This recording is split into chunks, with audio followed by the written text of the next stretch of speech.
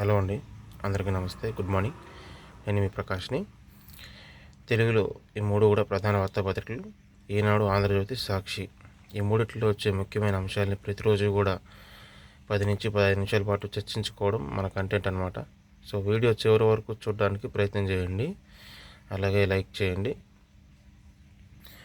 ఇక ఆంధ్రజ్యోతిలో చూసుకుంటే బ్యానర్ వార్త అండి. భారత ఇంధన అవసరాలన్నీ తీరుస్తాం, అంతరాయం లేకుండా చమురు సరఫరా చేస్తాం, ఏ దేశం ఒంటరి కాదు. అంతరాయం లేకుండా చమురు సరఫరా చేస్తాం, కోడంకులం అణు విద్యుత్ ప్లాంట్కు సహకరిస్తాం, ప్రధాని మోదీతో భేటీ, రష్యా అధ్యక్షుడు పుతిన్ హామీ అంటండి. ఢిల్లీలోని హైదరాబాద్ హౌస్లో 23వ శిఖరాగ్ర సమావేశం. భారత్ రష్యా మధ్య 5 ఏళ్ల వ్యవధికి ఆర్థిక ఒప్పందం అంట. 2030 నాటికి ద్వైపాక్షిక వాణిజ్యం $100 బిలియన్ అండి. ఆరోగ్యం, ఆహార భద్రత, షిప్పింగ్ తదితర 16 ఒప్పందాలు. ఉక్రెయిన్తో శాంతియుతంగా ముగింపు. మోడీ సూచన, భారత రష్యా స్నేహం ఒడిదుడుకులను తట్టుకునేందుకు ధృవతారగా నిలిచిన వెల్లడి. చర్చల ద్వారా మోడీ పుతిన్ మీడియా సమావేశం. రాష్ట్రపతి భవన్లో విందు. స్వదేశానికి బయలుదేరిన పుతిన్. విందుకు శశి థరూర్, రాహుల్, ఖర్గేలను అందరి ఆహ్వానం అంటాను. సో నిన్న రష్యా ప్రెసిడెంట్ పుతిన్ గారితో చర్చలు జరిగాయంటే అండి. ఒక 16 ఒప్పందాలు కూడా చేసుకున్నారు. సో అది ఆంధ్రజ్యోతిలో బ్యానర్ వార్త చేశారండి. సో ఇక్కడ ఆంధ్రజ్యోతిలో ఇంకొక కొత్త వార్త వేశారండి. అద్దెకు భర్త కావాలంట. పురుషుల జనాభా తగ్గిపోవడంతో లాత్వియా మహిళల అవస్థ. ఇంటి పనుల్లోనూ చేదోడు కోసం భర్తకు అద్దెకు తెచ్చుకున్న స్త్రీలు అంటండి. ఉత్తర ఐరోపాలోని లాత్వియా దేశంలో పురుషులకు డిమాండ్ పెరిగిపోయింది. పెళ్లి చేసుకునేందుకు, ఇంటి పనుల సాయం చేసుకునేందుకు భాగస్వామి దొరక్క మగతోడు కోసం ఆ దేశ మహిళలు నానాపాట్లు పడుతున్నారు. గత్యంతరం లేక ఇంటి పనుల్లో తమకు చేదోడు వాదోడుగా ఉండేందుకు భర్తలకు గంటలు, రోజులు లెక్కన అద్దెకు తెచ్చుకుంటున్నారు. లింగ నిష్పత్తిలో తేడా భారీగా పెరిగిపోవడం వల్లే ఆ దేశంలో ఈ వింత పరిస్థితి నెలకొందని న్యూయార్క్ పోస్ట్ ఓ కథనాన్ని ప్రచురించిందంట. ఇక ఫోన్ లొకేషన్ ఎప్పుడూ ఆన్.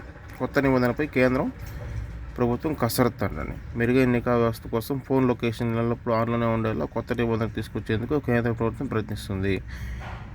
మొబైల్ తయారీ సంస్థలు ఫోన్ లొకేషన్ ఇప్పుడు ట్రాక్ చేసే విధంగా ప్రారంభించాలన్న టెలికాం శాఖ ప్రతిపాదనలపై కేంద్రం సమీక్షిస్తుంది. కానీ దీనివల్ల వినియోగదారుల గోప్యతలు భంగంగా వాటిల్లే అవకాశం ఉండడంతో యాపిల్, గూగుల్, సామ్సంగ్ వంటి మొబైల్ తయారీ కంపెనీలు దీన్ని తీవ్రంగా వ్యతిరేకిస్తున్నాయి.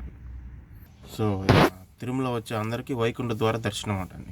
జనవరి 2వ తేదీ నుంచి 8వ తేదీ వరకు అంట. అంతా ఆన్లైన్ కేటాయింపులు అనేది నిజం కాదు స్పష్టం చేసిన టీటీడీఓ అనిల్ కుమార్ సింఘాల్. సో దాన్ని హైలైట్ చేశారు.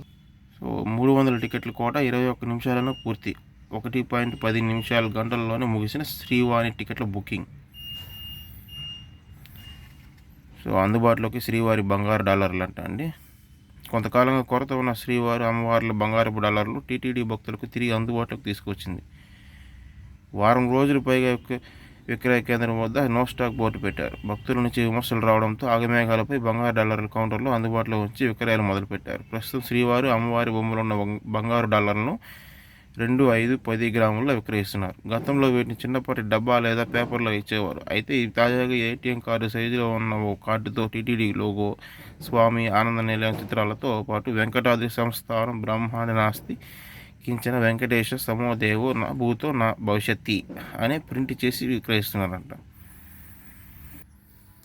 అలాగే ఇక తిరుమల గురించి చేశారు. పరకామణిలో పరాచకాల. పరకామణి దొంగతనాన్ని చాలా చిన్నదంటూ వైసీపీ అధినేత మాజీ సీఎం జగన్మోహన్ రెడ్డి చేసిన వ్యాఖ్యలను దుమారం రేపాయంట. తిరుపతిలోని కూటమి నేతలు శుక్రవారం ఆయనపై ధ్వజమెత్తారు. పరకామణిలో పరాచకాలేంటి జగన్ అంటూ ధ్వజమెత్తారు. ఎవరేమన్నారనేది ఇక్కడ డీటెయిల్గా ఇచ్చారు. పుట్టావి గారు గజ దొంగకు చిన్నదే కావచ్చు.